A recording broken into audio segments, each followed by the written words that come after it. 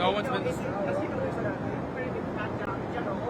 Yeah, but there's a bunch that we approved and are on not even got waived, just got restarted, and we're doing them. There's others that we suspended because we didn't think we were getting the return on the investment. That money may be repurposed to a program that works better for the same cause. You mentioned that Marines at Guantanamo Bay have said that the TdA members there more violent than Al-Qaeda. Not just more violent, very well organized. They were able to communicate with each other, hand signals, all kinds of. I mean, this is a prison gang, so it doesn't surprise me. That's how the TdA originates from. So it doesn't surprise me that they're very effective in that setting. They're also very dangerous to keep in our country. When you keep prison gangs in your country, they grow, they metastasize. MS-13 was actually a group that was started by Salvadorian, either Salvadoran refugees and or actually people born in the U.S. of Salvadoran descent in prisons. MS-13 did not originate in El Salvador. They originated in U.S. prisons, spread down and back to El Salvador. Prison gangs are very dangerous because they recruit, and then they almost create academies within the prison that then metastasize and spill out to the general population. Have you spoken to Marines down in Guantanamo? Did they come?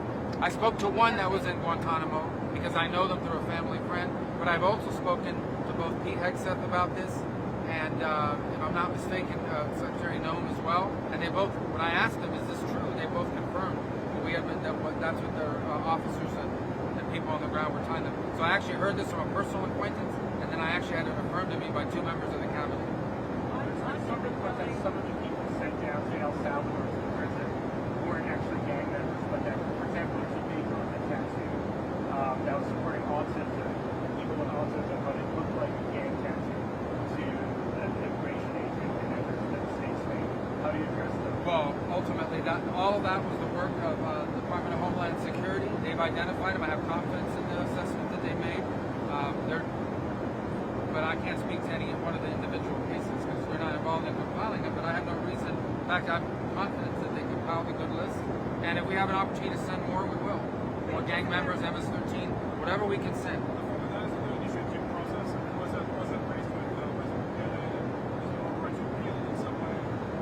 Well, every single one of them was deportable for reasons even beyond the Alien Enemies Act, the MS-13 as well. They were all deportable.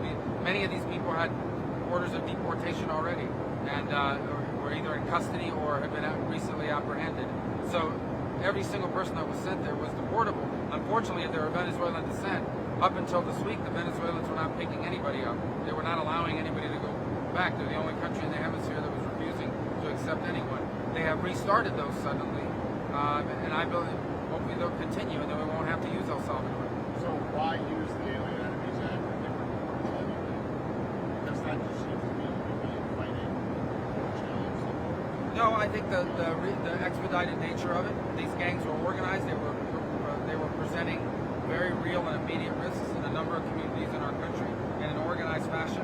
We have reason to believe that they were actually being pushed towards the United States in large numbers by the regime in Venezuela. You saw just yesterday one of them arrived in Venezuela and was greeted on the tarmac as a hero. This is an individual that was arrested for and caught on video attacking police officers in Times Square, mocked law enforcement after doing so.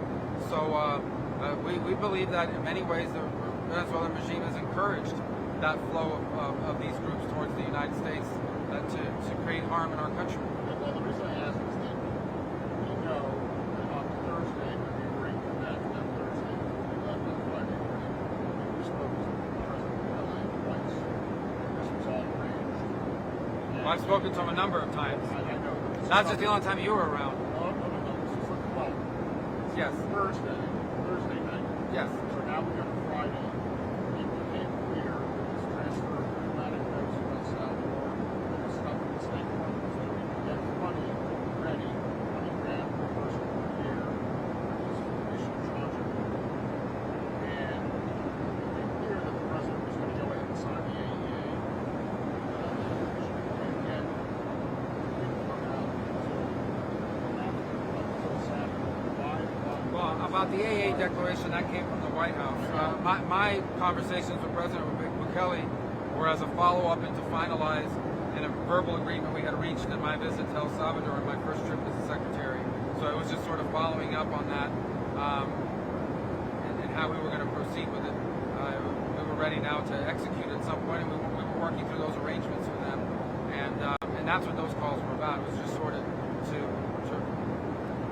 finalize what we had agreed So on. you don't think the White House delayed releasing, if the president did sign the declaration on Friday? Yeah. It wasn't. I can't speak to the timing of why they released it when they did.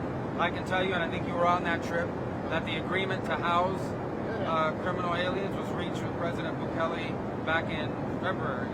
And so I've spoken to him since then, but obviously those days that I was there, we did because we had a couple open questions that we wanted answers to and that he wanted answers to, and we're finalizing that.